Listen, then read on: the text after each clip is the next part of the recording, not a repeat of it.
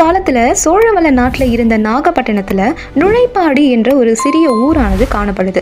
அந்த ஊர்ல தினமும் கடலுக்கு சென்று மீன் பிடித்து வியாபாரம் செஞ்சு அந்த வியாபாரத்துல வரக்கூடிய வருமானத்தை வச்சு குடும்பத்தை நடத்திட்டு வராரு ஒரு குடும்ப தலைவர்.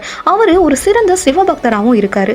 டெய்லியும் கடலுக்கு போயிட்டு என்ன பண்ணுவாரு, வலை வீசி மீன் பிடிப்பாரு. பல வகையான மீன்கள் அந்த வலையில மாட்டோம்.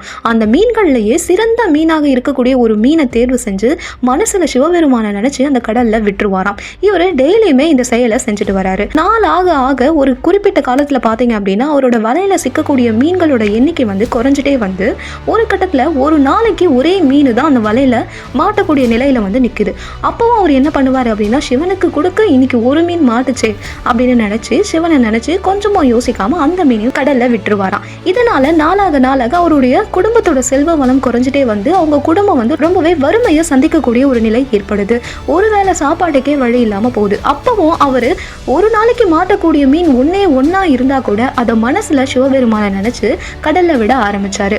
அதே மாதிரி அவர் வழக்கம் போல வலை வீசி மீனை பிடிக்கும் போது தங்க நிறத்தினால் ஆன ஒரு மீனானது பேரொளி வீசி ரொம்பவே ஒளி பொருந்திய கண்ணை கவரக்கூடிய அளவுக்கு ஒளி பொருந்திய தங்கத்தினால் ஆன ஒரு பொன் மீனே அவரோட வலையில மாட்டுது.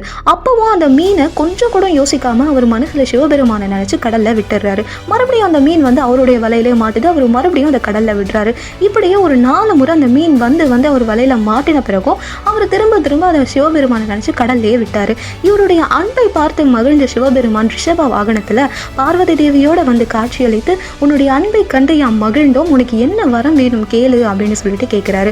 சிவபெருமானை பார்த்து அந்த சந்தோஷத்துல அவருடைய கஷ்டம் துக்கம் எல்லாமே மறந்து இரு கரங்களையும் தலைக்கு மேல் குவித்து, உன்னை கண்ட இந்த நொடி எனக்கு போதாதா, வேற என்ன எனக்கு வேணும், காலம் முழுக்க உன்னுடைய அடியாராவே நான் இருக்கணும், உன்னுடைய சிவனடியார் கூட்டத்துல நானும் ஒருவனா இருக்கணும், இதுவே என் விருப்பம் அப்படின்னு சொல்லிட்டு அந்த குடும்ப தலைவர் சொல்றாரு. உடனே சிவபெருமான் அப்படியே ஆகட்டும் அப்படின்னு சொல்லிட்டு மறைஞ்சிடுறாரு. அந்த குடும்ப தலைவன் யாரு தெரியுமா?